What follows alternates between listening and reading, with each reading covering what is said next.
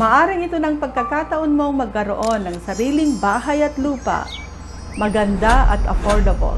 Gusto mo rin bang magkaroon ng sariling bahay? Then watch this video. Pambansang pabahay para sa Pilipino or 4PH program. 4PH project managed 4PH housing project. Sa mga hindi pa nakakaalam, may inilungsad ang ating gobyerno. I'm Benilda, a professional real estate broker with 2 decades of experience. I've already transacted over 100 millions in property deals. Sa mga hindi pa nakakaalam, may inilungsad ang ating gobyerno na isa na yata sa pinakamagandang programa sa ngayon. Dahil ito na rin ang sinasabi ng ating Pangulo na isa sa kanyang flagship program. The President's Executive Order reads, iminumungkahi nila na lahat sana ng mamamayang Pilipino ay magkaroon ng sarili at maayos at magandang bahay. Mas maganda kasing makalipat tayo sa bagong bahay, maayos at malinis na komunidad. Para naman mas guminhawa ang ating buhay, di ba? Sa video na ito, may 3 bahagi tayong tatalakayin para maliwanagan ka. Una, ano bang klaseng bahay ang pwede mong makuha? Pangalawa, gaano ito kamura? At pangatlo, papaano nga ba mag-apply? My goal is to guide you through the complex of real estate landscape, helping you make informed, high-level decisions in real estate investments. Sinasabing ang mga pabahay ay tinatarget na maging isang smart city at green homes kung tawagin. At may mga sapat na amenities para sa mas maayos at malinis na pamumuhay. Para sa iyo at sa iyong mahal sa buhay. Isang halimbawa na lang dito ang kanilang proyekto sa San Mateo, Rizal. Speaker Romualdo said that the projects not only provide decent and affordable shelter for unprivileged Filipino families, but also improves living conditions through amenities commonly found in upper-income subdivisions or condominiums. Imagine magkakaroon ka na rin ng pagkakataong tumira sa isang maayos na komunidad na mayroong sariling swimming pools, clubhouses at basketball courts. Mamaya, ipapakita ko kung magkano nga ba ito. Sa NCR, may mga tinatayo na ring condo-type project tulad sa San Juan City. Nung nakaraan lamang, nagkapirmahan na ang Pasig at ang DSUD. At maging sa Caloocan na mayroong 24 na gusali ang itatayo para sa mahigit kumulang na nasa 12,000 families ang makikinabang.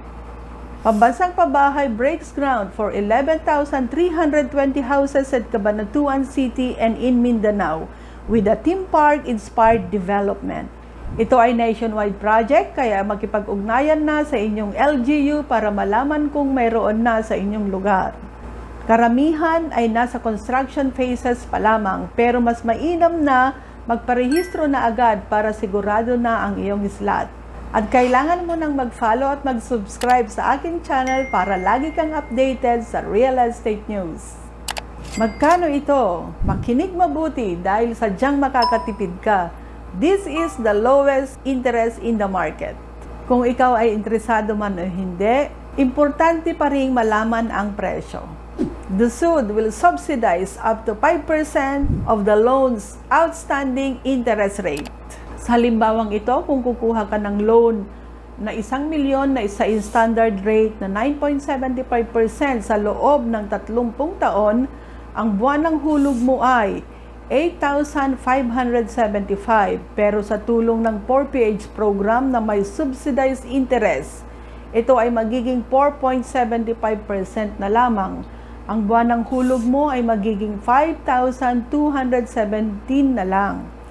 Makakatipid ka ng 3,358 kada buwan o maghigit 1,200,000 piso sa kabuuang panahon ng loan. Grabe ang tinipid, di ba? Nais mo na rin bang kumuha ng pabahay? Sa susunod na section, tatalakayin natin kung paano mag-apply. Paano mag-apply? Para makapag-apply sa pambansang pabahay para sa Pilipino or 4PH program, sundin ang mga sumusunod na mahalagang hakbang. Pero bago yan, dapat ikaw ay rehistrado at aktibong miyembro ng Pag-ibig Fund. Ang isang aktibong miyembro ng Pag-ibig Fund ay kailangang may isang buwang hulog o savings sa loob ng nakaraang 6 na buwan. Mayroong 24 o 24 na buwan ng Pag-ibig Membership Savings. Kung hindi pa kasalukuyang miyembro ng Pag-ibig Fund, kinakailangan nyo lamang pong magpamiyembro at maghulog ng katumbas ng 24 buwan na hulog sa pamamagitan ng lump sum payment o isahang bayad sa inyong membership savings. And for overseas Filipino workers or OFWs, you must be a nominee of the Department of Migrant Workers. And lastly, dapat ikaw ay pumasa sa satisfactory background check. Pero kung ikaw ay qualify, ito ang mga sumusunod na hakbang. Magpalista bilang benepisyaryo sa pamamagitan ng pakikipag-ugnayan sa inyong lokal na pamahalaan or LGU. Tanungin sa LGU ang mga proyekto sa ilalim ng 4PH program sa inyong lugar. For example, there's a project with a target of 10,000 units inside the new Clark City in Bamban, Tarlac. Ibig sabihin, kung taga doon ka, maaring makipag-ugnayan sa LGU ng Bamban, Tarlac. Pagkatapos makapili ng proyekto, sundin ang mga requirements na itinalaga ng LGU sa kanilang pre-qualification assessment. Ihanda ang inyong Pag-ibig loan application. Ang LGU ay magsasagawa ng pre-qualification assessment upang makasama ang iyong pangalan sa opisyal na benepisyaryo ng 4PH program. Ang Pag-ibig Regular Housing Loan Program ay may mababang interes kumpara sa karaniwang loan sa merkado. Subalit, ang Pag-ibig Housing Loan para sa 4PH ay may mas abot kayang interes dahil sa subsidiya ng national government na nagpapababa sa buwanang hulog ng borrower beneficiary. Kaya inaanyayahan ko kayong mag-follow sa aking page at mag-subscribe sa YouTube upang laging updated sa ganitong balita sa real estate. Join our community for successful homeowners and investors by subscribing.